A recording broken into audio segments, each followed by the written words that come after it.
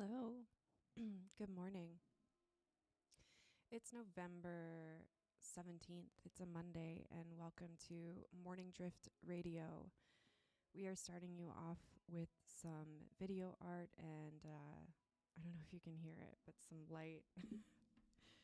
This song always chokes me up, but the Claire de Lune suite, of course. Like Claude Debussy. Welcome. And it is still 2025. We have 1.5 months left of this year. I'm not someone that dogs on the year that we've just lived through because it feels like starting in 2016, we were pretty much doing that at the end of every year. So I'm celebrating the past 11 months or so. It's been a wild ride. And I would love to hear about your year too. If this year has been particular for any reason, if you've had a roller coaster of a year or just a year that kind of felt like it passed you by, whatever the case may be. This is some new video collage stuff. Let me check my levels real quick.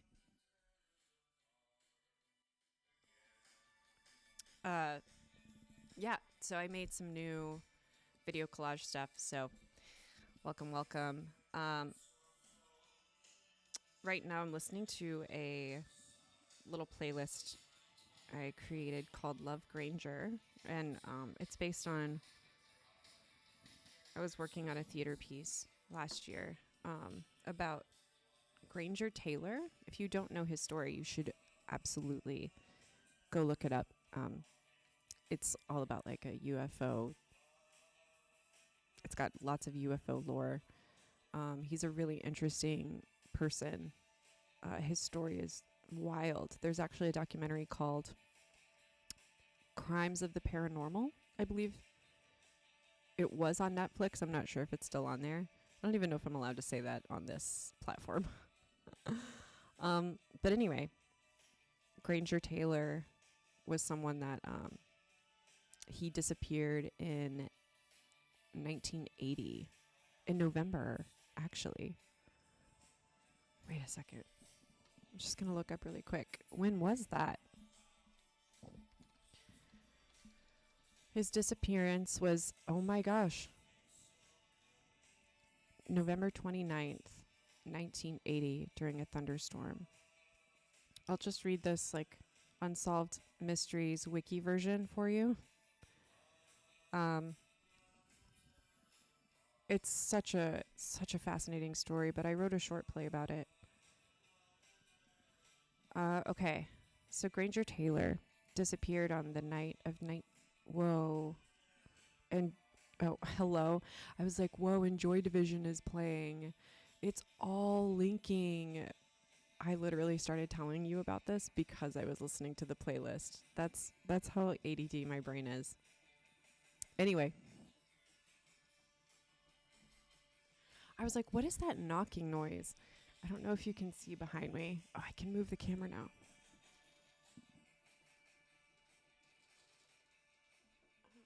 I don't know if you can see her back there. Oh no, now the camera's all flucked. All flucked up. All right, there we go. Okay, anyway. So many ADD moments. I apologize, but that's kind of what you signed up for. All right. Anyway, Phoebe is trying to like dig a hole into the carpet. You can't even. There she is. Oh, there she is. Welcome to the stream, Phoebe. Phoebeella. She has a bed. Oh my god. She's so gorgeous on camera.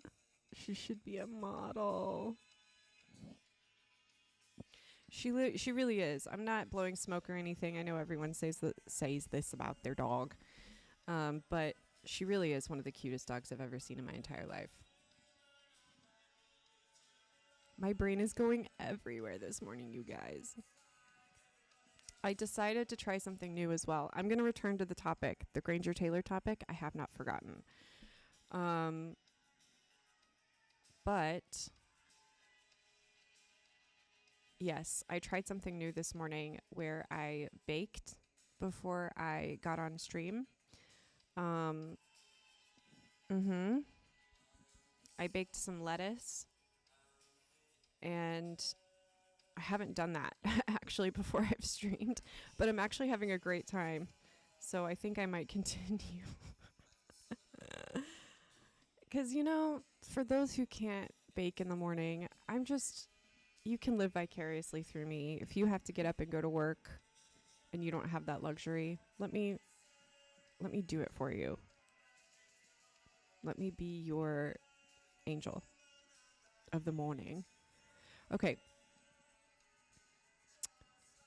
Let's talk about Granger Taylor, because this is a really interesting story. I did not think we were going to go down this wormhole, but, I've also decided that Synchronicity FM, this whole brainchild, comes from the impulse to follow synchronicities.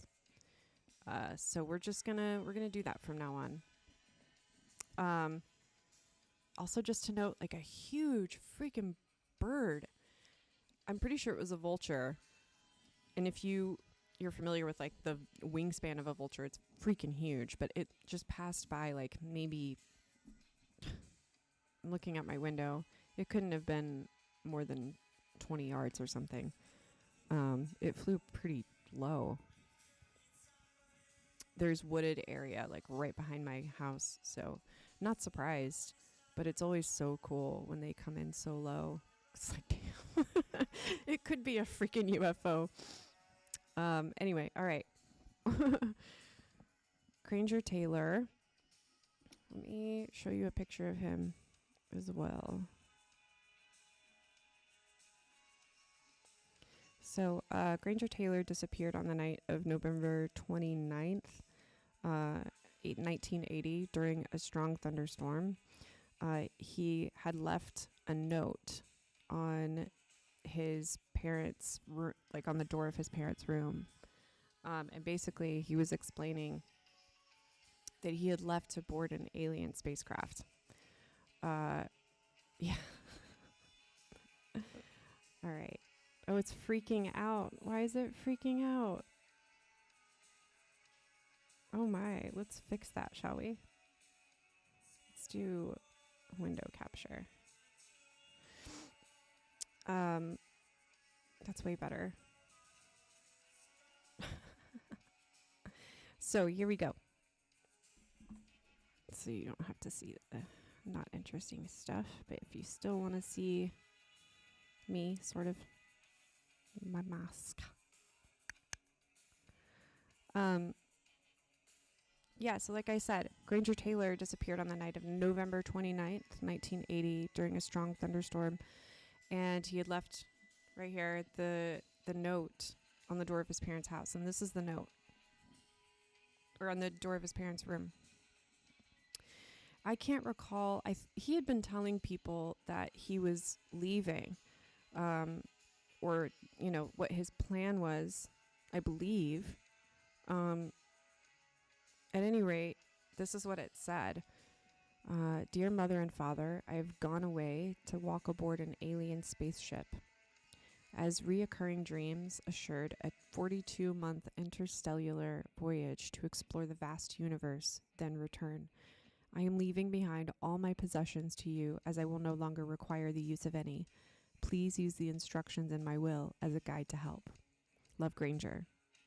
So he goes out into the woods. Well, this is the story, right? Because they never actually found him after this, but he disappeared. They did find remnants of a car. He had a pink pickup truck. He had,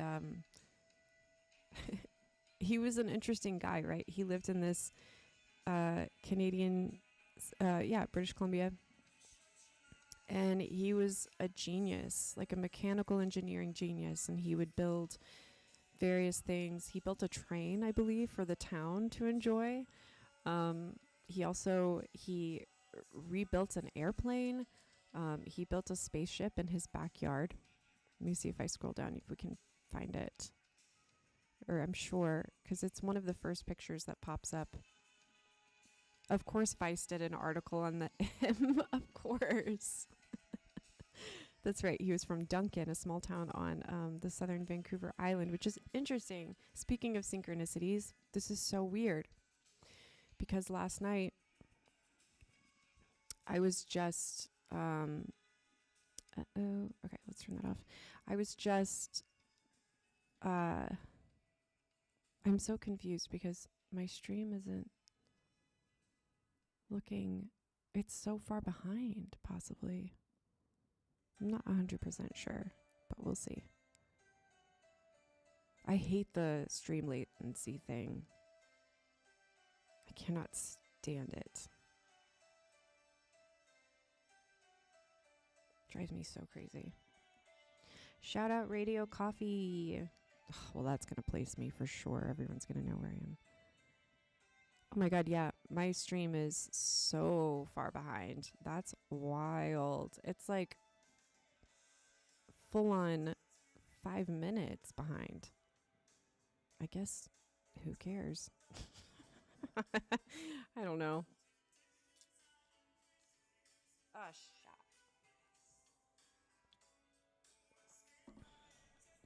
I wonder if I should start getting on like right at 9. I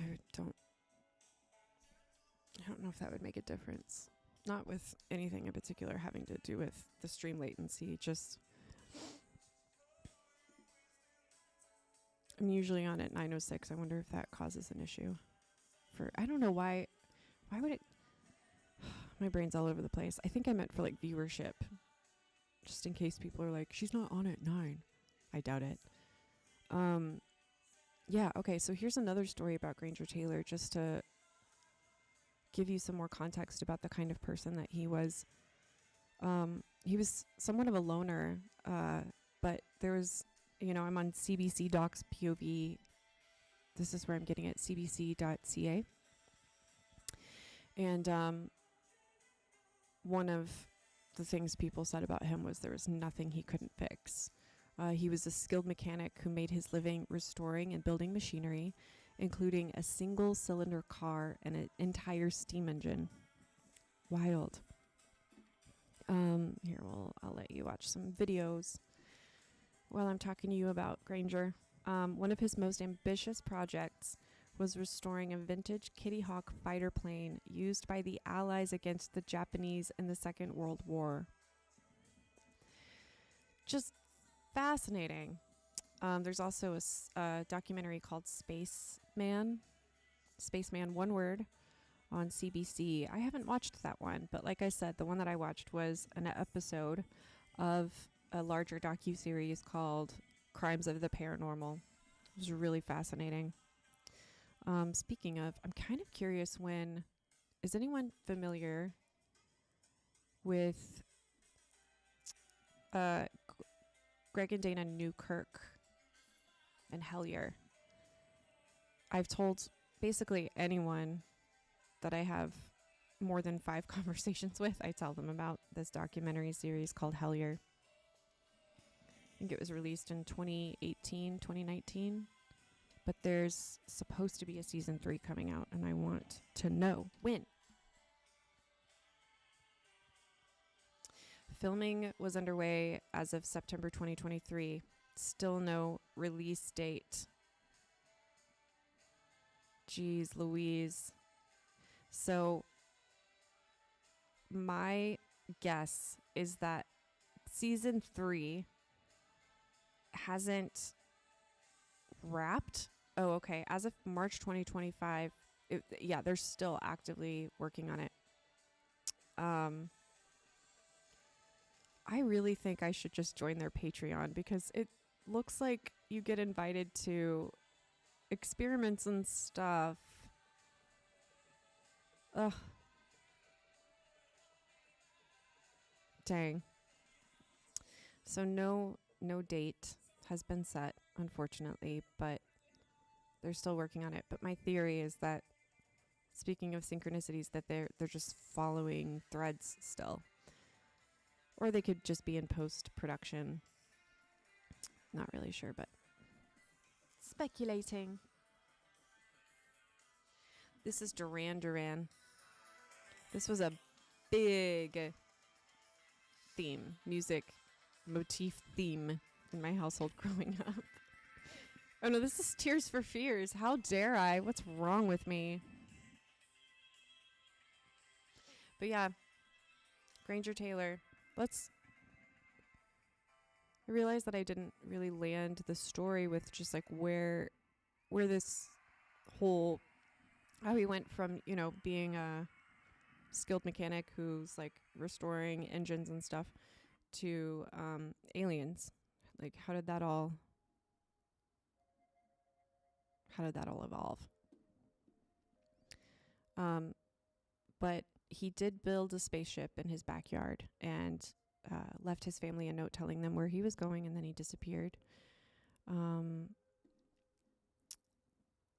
Let's see.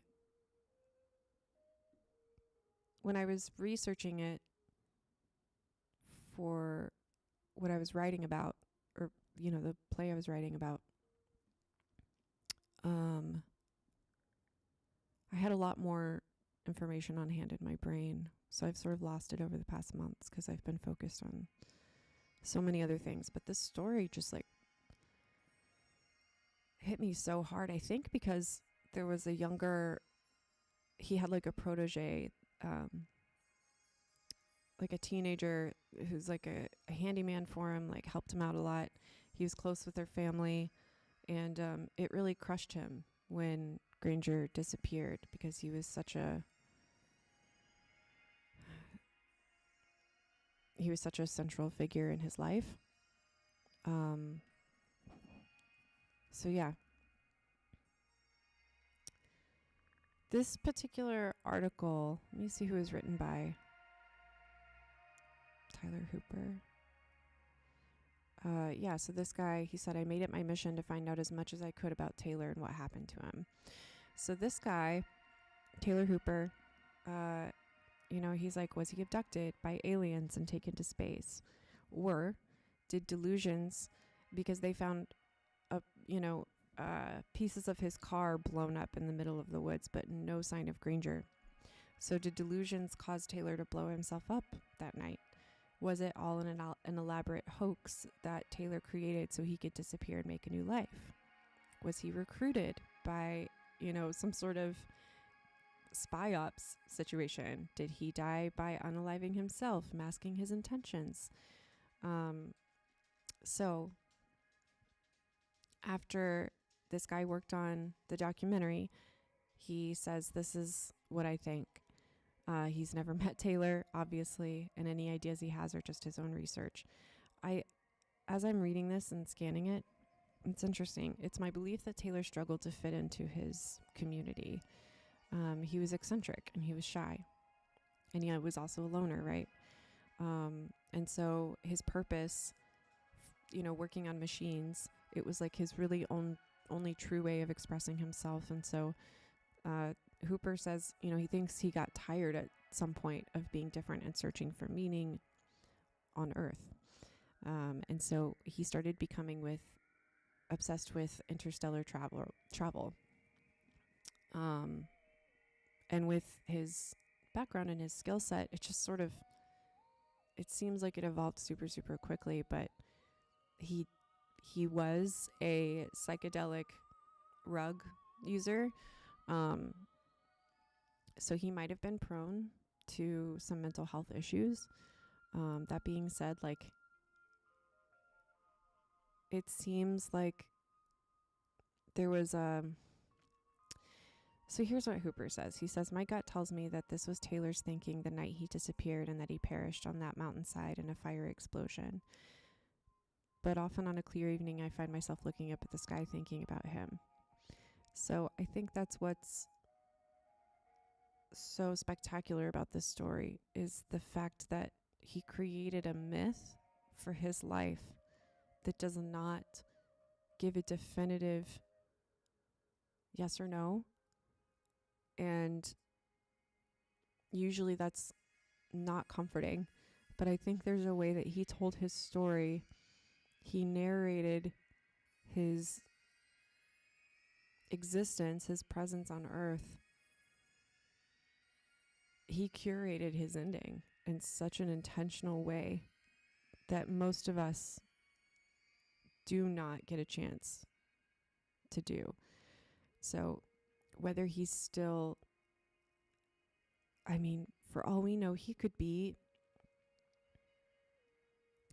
in the woods, a survivalist now, just on his own. I doubt it. Do I think he's gone? I think it's likely. But the like bright, shiny part of my soul that just also understands that there is something out there beyond us isn't sure what to think about the fact that he had such a grounded, who knows if it's grounded, but like I don't know. It's just really, really, his story is so interesting and complex and nuanced. And I think the reason why it's so interesting is that it doesn't have a very clear yes or no. Yeah, because he was getting a lot of interesting ideas for machines and things like that. So yeah, he's a really interesting character. Human being that is not with us anymore. Very, very cool.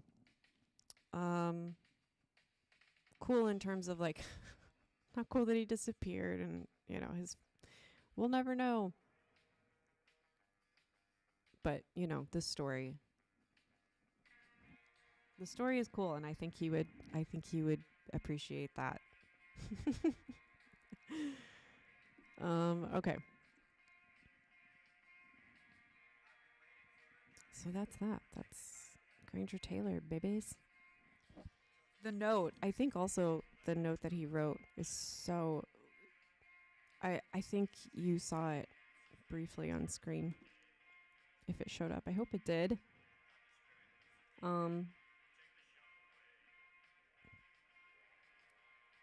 It's written, it's so cool. I don't know. There's just something really cool about it. Now, we usually have some ghost stories to tell, and we have not made it even a halfway through this book. We've only told a few stories out of it. So we're going to keep going. So itchy under here.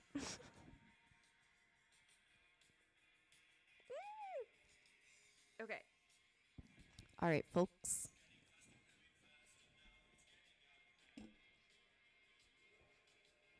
This book, it's called Witches, Ghosts, and Signs by Patrick W. Gaynor. It's an anthology put together based on his conversations and interviews with lots and lots of old people in West Virginia, specifically West Virginia. Folklore of the Southern Appalachia is the tagline of this book, and it is awesome. There's literally a whole chapter that's just ghost lore. I mean, come on. For someone like me, that is... You're just like sitting a freaking cookie cake down in front of me and eat it all up. Folk cures. Let's end with that. Let's read another ghost lore. So, let's see. The Vengeful Ghost. We've already read Aunt Maddie's, her stories. The Party Line. Sounds political. Serenade for Newlyweds. Oh. Tea. Oh, this is all lore. It's not necessarily... oh, yeah, it is. There's even a traditional activities and customs thing. Cool. Oh, the videos are getting crazy. Wonky, wonky.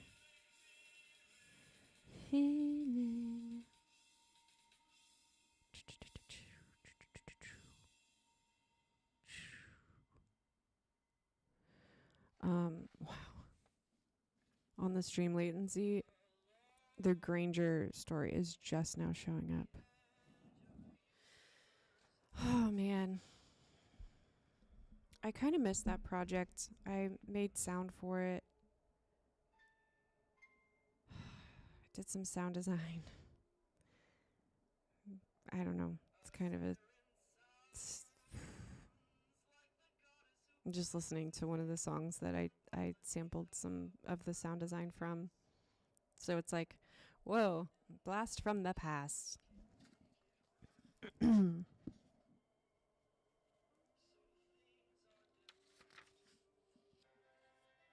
right. Ooh. So there's traditional activities and customs. There's stuff about molasses, bean stringings, and apple peelings, corn shucking, wheat threshing time, box suppers, and pie socials. This is so cute. Okay. Box suppers and pie socials were popular at the country school in the early years of the century. There's like this sort of like Wes Anderson, like flighty strings happening. It feels very like, let me tell you a story.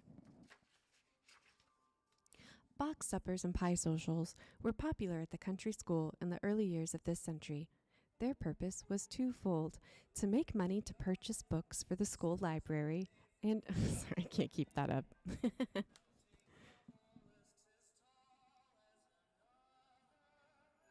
This video art keeps changing sizes, so I have to maintain that. Okay. One more time, take 3, babies. Box suppers and pie socials were popular at the country school in the early years of this century. Their purpose was twofold: to make money to purchase books for the school library and other necessary supplies for the school, and to provide an evening of fun for the people of the community. Cute. The ladies, young and old, prepared boxes of fine food to be auctioned off to the men at the schoolhouse on a night chosen for the social. What? The boxes were supposed to be wrapped in such a way that the owner's identity would not be known, but many girls would decorate their boxes with a special kind of bow or colored ribbon that would be recognized by the young men. Ooh la la.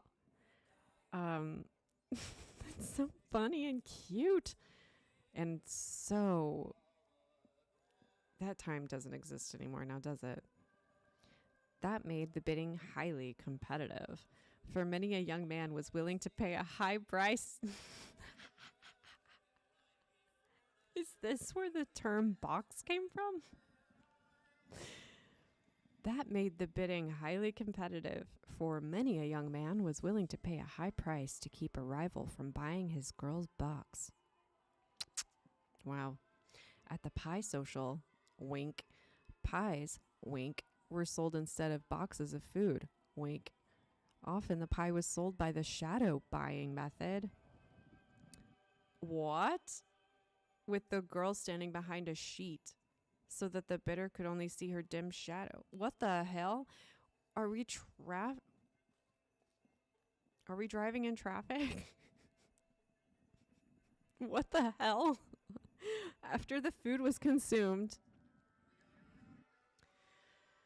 I don't want to know where this is going. The big event was the orgy. No, it was the cakewalk. Okay. The people would form a line and walk around the room in a circle singing a song. This is some Midsommar shit. They had to walk under an appraised broom. What? Oh no, upraised. I was like, why did they need to get the broom appraised? I'm embarrassed. They had to walk under I was going to do it again, upraised broom, which was held by a person wearing a blindfold. Also weird. When the song reached a certain specific word, the blindfolded person would let the broom fall. Oh, and the person whose head it touched, wait, what? Was the winner of that cake. Traditional games were often played, such as Old Dusty Miller, ew, and Blind Man's Bluff, and others. Wild. I did not think it was going to get that wild. So fun, this book. You never know what you're going to get when you open this. I love it. It's an archive of ridiculousness from Appalachia. I love it.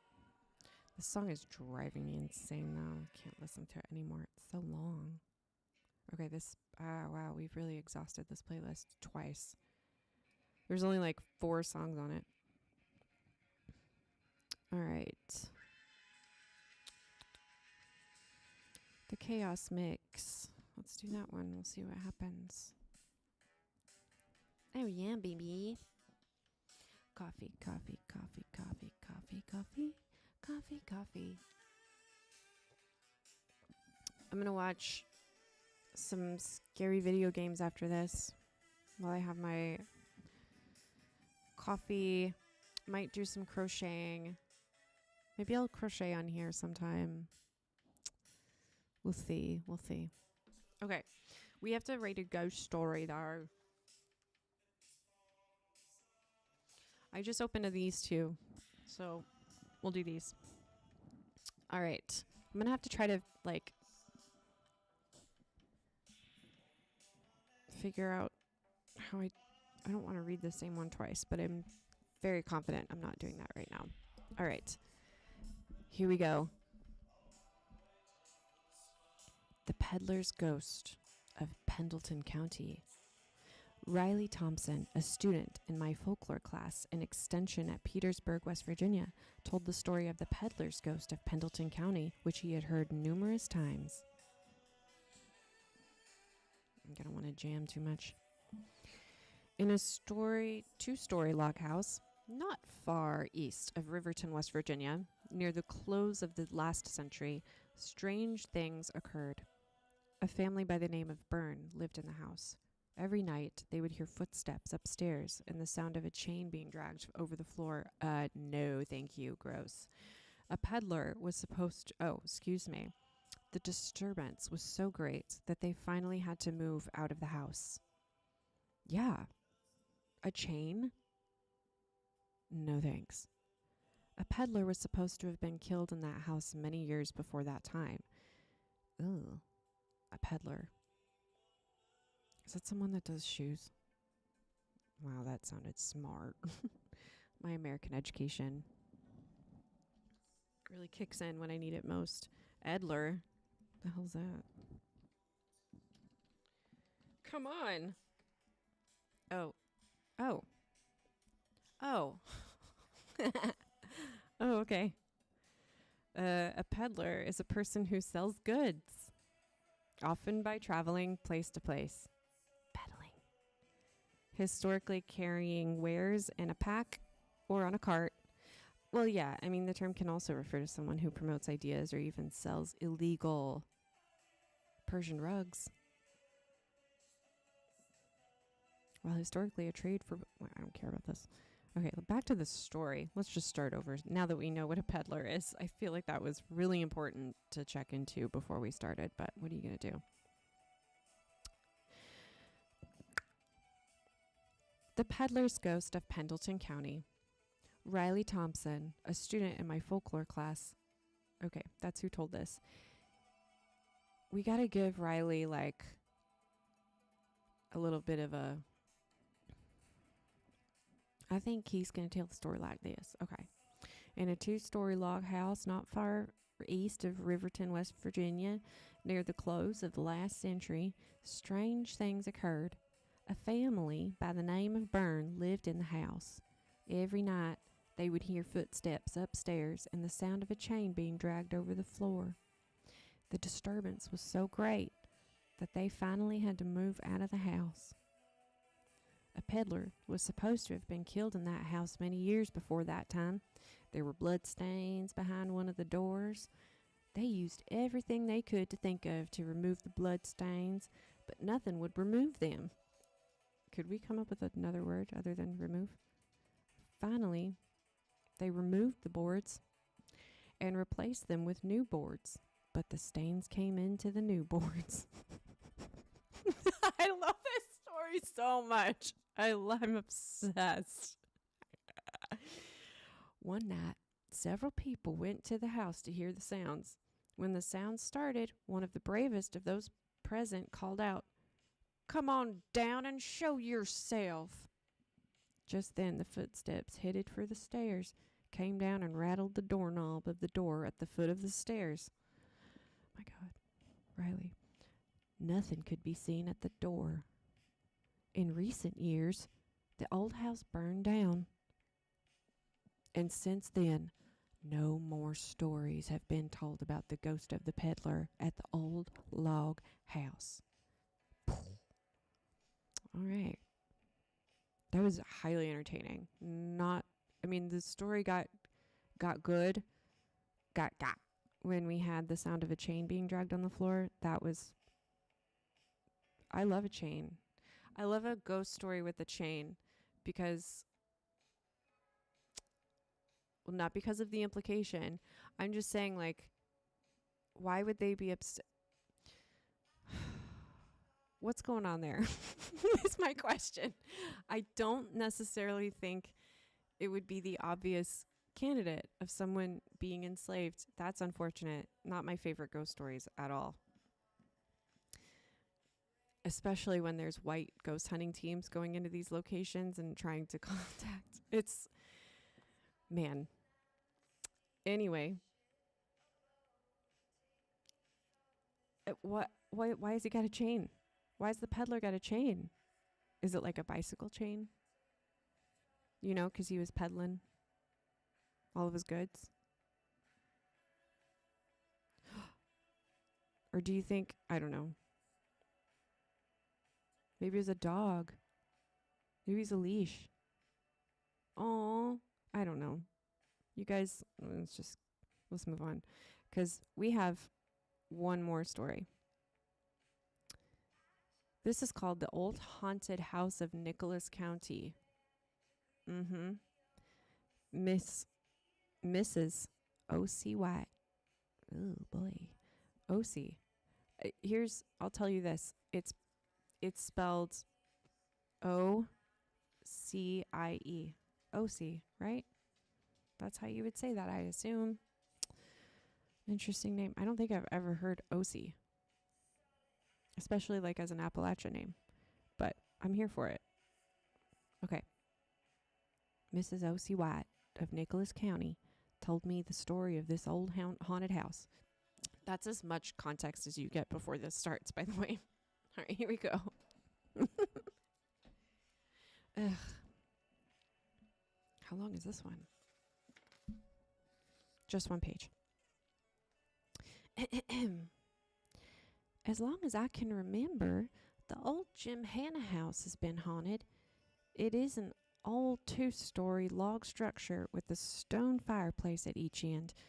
An outside stairway leads to the upstairs rooms.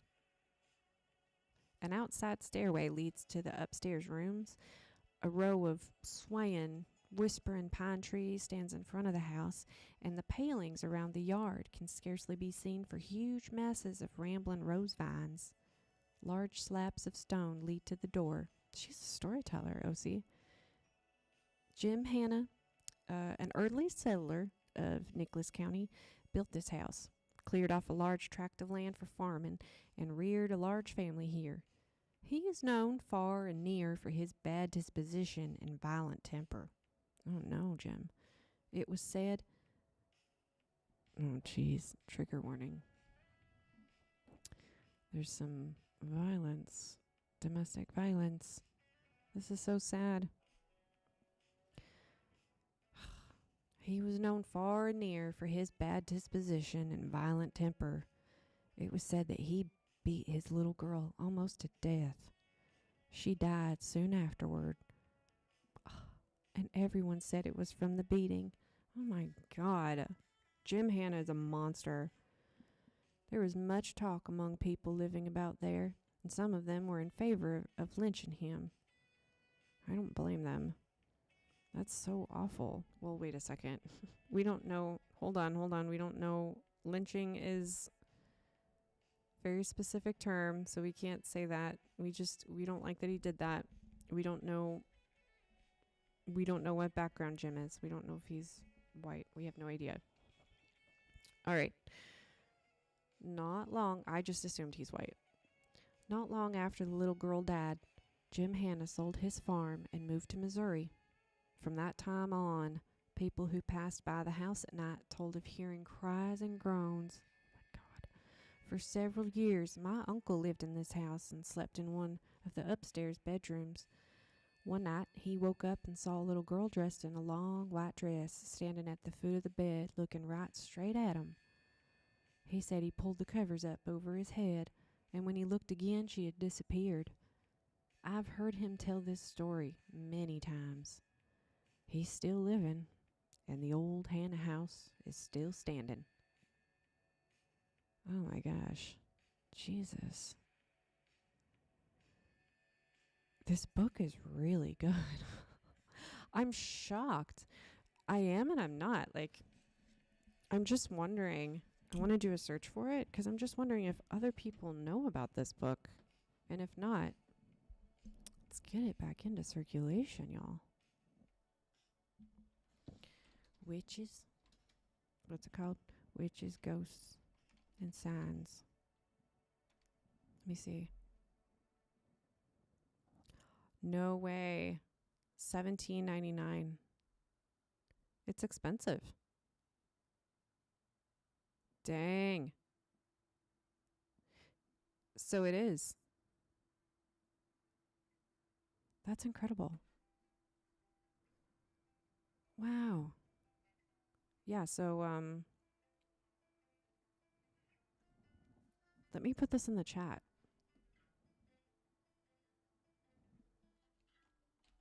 For those of you that are interested. Really, really cool.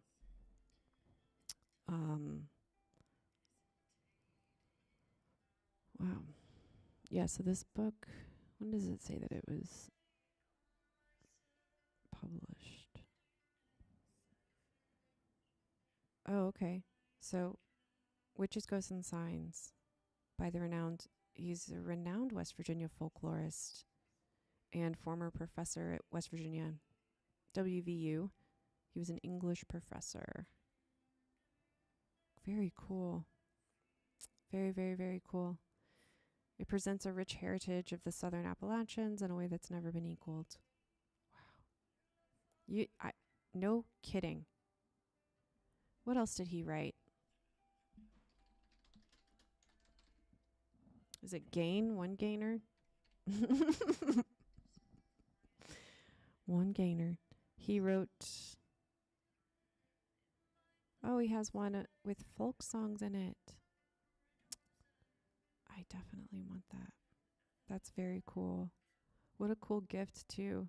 If I really talked to my family, I would get them this. I talked to some of them. Family's tough, right? Family can be a tough thing to sort out in life. We learned a lot today. Can we just do a recap? We learned about Granger Taylor. We learned about... What else did we look up? We learned the word peddler. We also learned that it's fun to bake before we get on stream. We also learned that I drink coffee in the morning. We learned some ghost stories. We learned about Patrick Gaynor. What a great morning.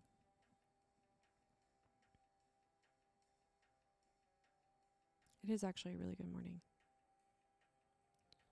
I remember when I did not used to feel that way. Ever. Remember when I never used to feel good things. I know that sounds insane, but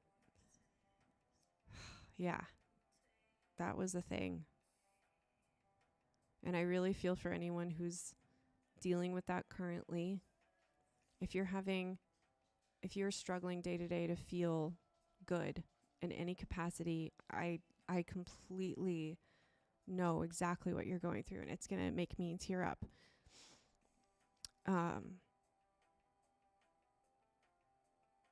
Yeah. Just know that even though I don't know who, just know that like my heart is big enough to send you as much love as I can, you know?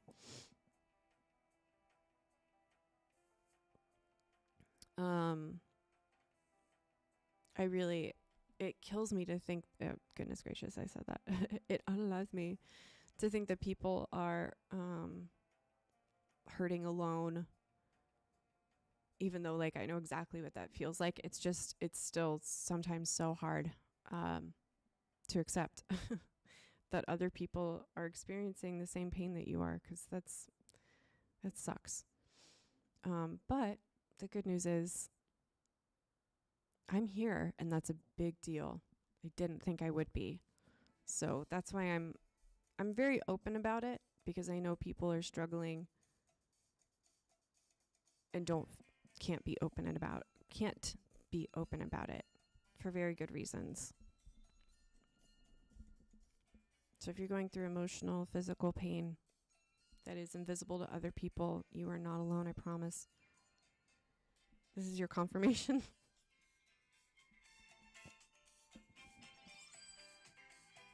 Because, honey, heaven must be missing an angel. And it's you, darling. We've got a few minutes left.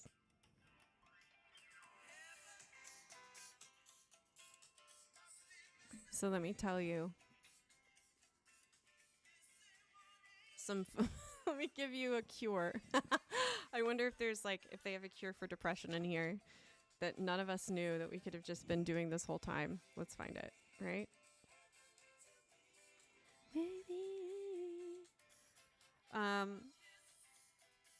Yeah, okay, here we go. Hold on. No. Where'd it go? Oh, these are... I was like, wait, these aren't applicable at all. Why not? And I just looked up, and it's like rules for farming. You silly girl. Okay, folk cures. Way better.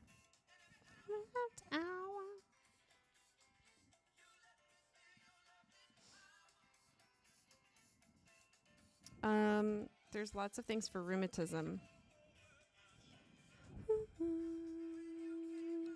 They probably weren't worried about mental health.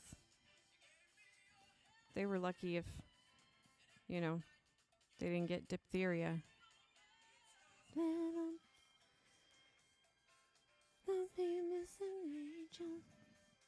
You know what? Here we go.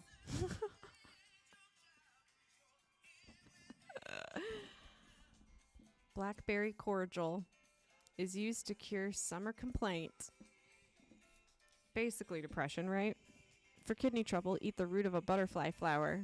That's it. Oh, here we go. An oxeye daisy, used as a cure for ulcers, but also lunacy. And for wounds of the chest. Wounds of the chest? Like what? Why not wounds of anywhere else? Wounds? A wine made from the flowers is used as a spring tonic. This could cure an oxeye daisy. Who freaking knew?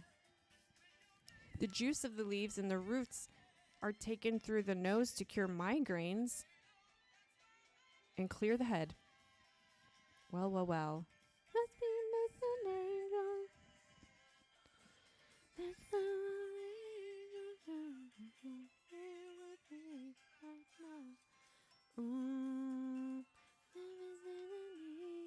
Well, you heard it here.